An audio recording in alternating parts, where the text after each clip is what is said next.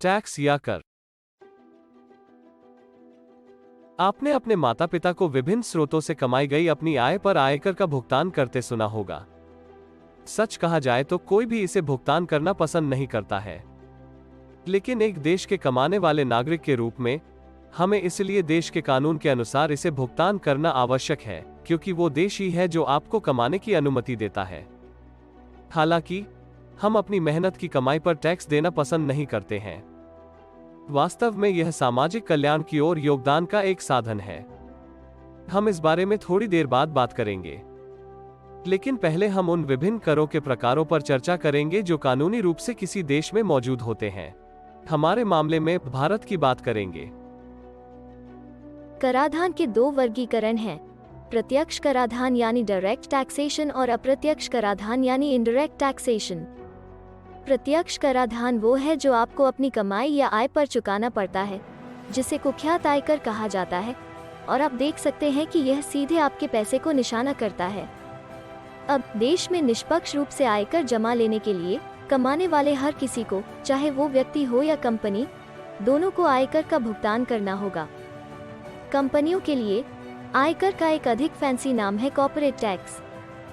आइए याद करने की कोशिश करते हैं।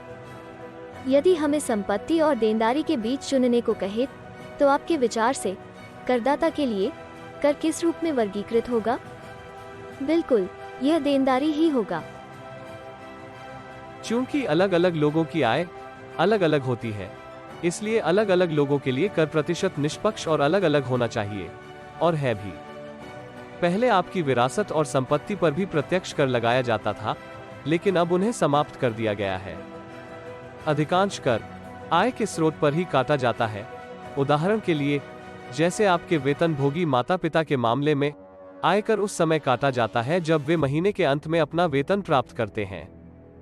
नियोक्ता द्वारा उनके सकल वेतन से कर काटा जाता है और उनके बैंक में जो पैसा आता है वह शुद्ध वेतन होता है। कॉर्पोरेट करों के लिए वे कर भुगतान कार्यक्रम के अनुसार सरकार को ऑनलाइन भुगतान कर सकते हैं। क्या आपको याद है, हमने बात की थी कि निर्माता अपने द्वारा उत्पादित वस्तुओं की कीमतें कैसे तय करते हैं, और इसमें वे सभी कर शामिल होते हैं जो उन्हें चुकाने पड़ते हैं। खैर, निर्माताओं को प्रत्यक्ष कॉर्पोरेट कर और अप्रत्यक्ष कर दोनों का भुगतान करना पड़ता है। अप्रत्यक्ष कर पहले ही उत्पाद की कीमत में शामिल किया हुआ रहता है। अप्रत्यक्ष कर जनता के पैसे को अप्रत्यक्ष रूप से निशाना करते हैं, क्योंकि जैसा कि आप देख सकते हैं, अप्रत्यक्ष कर का बोझ अंत में ग्राहक द्वारा वहन किया जा रहा है, जो उत्पाद खरीदता है और एमआरपी या एमआरपी से कम कीमत का भुगतान करता है। यदि हम अप्रत्यक्ष कर को परिभाषित करते हैं तो यह सरकार द्वारा वस्तुओं और सेवाओं पर लगाया जाने वाला कर है, न कि किसी व्यक्ति या कॉर्पोरेट की आय, लाभ या राजस्व पर। और इस कर का बोझ एक करदाता से दूसरे करदाता पर स्थानांतरित किया जा सकता है। आप में से अधिकांश लोगों ने 2017 में जीएसटी या गुड्स एंड सर्विसेज टैक्स के बारे में सुना होगा, जब इसे लॉन्च किया गया था। खैर, जीएसटी से पहले कई अलग अलग कर मौजूद थे जो माल और सेवाओं पर लगाए जाते थे, जैसे बिक्री कर, सीमा शुल्क, सेवा कर, मूल्य वर्धित कर आदि। और इन करों की जटिलता इस तथ्य की वजह से और भी बढ़ गई थी कि इन करों की दरें अलग अलग राज्यों में अलग अलग थीं। बहुत सी चीजें बहुत भ्रम पैदा करती हैं, और साधारण चीजों को पसंद करने वाली सरकार के लिए भ्रम को निष्पक्ष रूप से दूर करने की जरूरत थी। जीएसटी के कार्यान्वयन के साथ हमने भारत में कई सकारात्मक बदलाव देखे हैं। विभिन्न कर, जैसा कि ऊपर उल्लेख किया गया है, जो पहले अनिवार्य थे, अब अप्रचलित हैं। इस नए सुधारित अप्रत्यक्ष कर जीएसटी के कारण। इतना ही नहीं, जीएसटी यह सुनिश्चित कर रहा है कि एक राष्ट्र, एक कर, एक बाजार का नारा हमारे देश की वास्तविकता बन जाए, न कि केवल एक सपना। जीएसटी की दरें सभी राज्यों में एक समान हैं। जीएसटी का सबसे महत्वपूर्ण औचित्य यह है कि यह कराधान के व्यापक प्रभाव को रोकता है, जो पहले मूल्य वर्धित कर या वैट जैसे करों के मामले में हुआ करता था।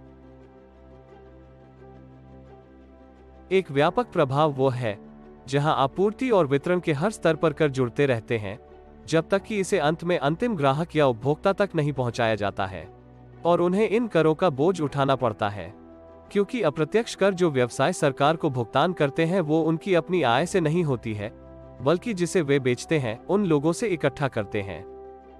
इसका मतलब है कि वे इस पैसे को अपने तत्काल उपभोक्ता से अपने बिक्री मूल्य के एक हिस्से के रूप में वसूल करते हैं, जो उपभोक्ता इसे फिर से अपने तत्काल उपभोक्ता से अपने बिक्री मूल्य के रूप में फिर से वसूल करता है। कंपनियां सरकार को अपनी आय से केवल प्रत्यक्ष कर का भुगतान करते हैं। वैट जैसे पहले के करों के मामले में लोग किसी उत्पाद या सेवा पर कर का भुगतान करते थे, जिसका कर उत्पाद या सेवा की कीमत में पहले ही उसके आपूर्ति और वितरण श्रृंखला के दौरान वसूल किया जाता था। इसका मतलब है कि शुद्ध मूल्य वो मूल मूल्य होगा जहां कर पहले से ही शामिल है और इस कीमत पर फिर से कर भी शामिल है। क्या आप देख सकते हैं कि यहाँ क्या गलत है? लेकिन अब जीएसटी के मामले में कर का भुगतान आपूर्ति और वितरण श्रृंखला के दौरान केवल एक बार किया जाता है और कोई व्यक्ति सरकार से वापस दावा करने के लिए जीएसटी रिटर्न दाखिल कर सकता है जितना भी उसने अतिरिक्त कर भुगतान अगर किया होगा जो अनावश्यक था। ये अतिरिक्त जिसे सरकार लौटाती है आईटीसी या इनपुट टैक्स क्रेडिट कहलाती है। इस प्रकार जैसा कि आप देख सकते हैं, भले ही बहुत से लोग नए जीएसटी को पसंद नहीं करते, कम से कम यह हमारा बहुत सारा पैसा बचा रहा है जो पहले माल और सेवाओं की आपूर्ति और वितरण श्रृंखला में गलत तरीके से बर्बाद हुआ करता था।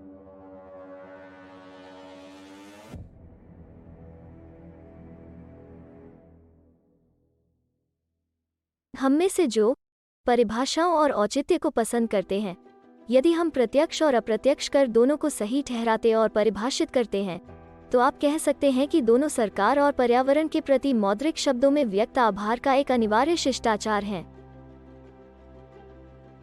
क्योंकि सरकार आर्थिक गतिविधियों को चलाती है, धन देती है और कमीशन करती है, जिससे नौकरियां पैदा होती हैं, जिनसे हम अपनी आय प्राप्त करते हैं, और आय हमें एक सभ्य जीवन जीने में मदद करती है।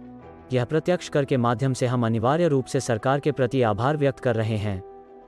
अप्रत्यक्ष कर के मामले में भी, चूंकि पर्यावरण से प्राप्त संसाधनों पर आधारित आर्थिक गतिविधियां उन वस्तुओं और सेवाओं का उत्पादन करती हैं जिनका हम अपने दैनिक जीवन में उपयोग करते हैं, इन वस्तुओं और सेवाओं पर कराधान के माध्यम से ही हम दोनों सरकार और पर्यावरण के प्रति अपनी कृतज्ञता व्यक्त कर रहे हैं। यह सरकार की दी गई देश सेवा के लिए शुल्क का भुगतान करने जैसा है। देश चलाने और देश के नागरिकों की देखभाल करने की सेवा।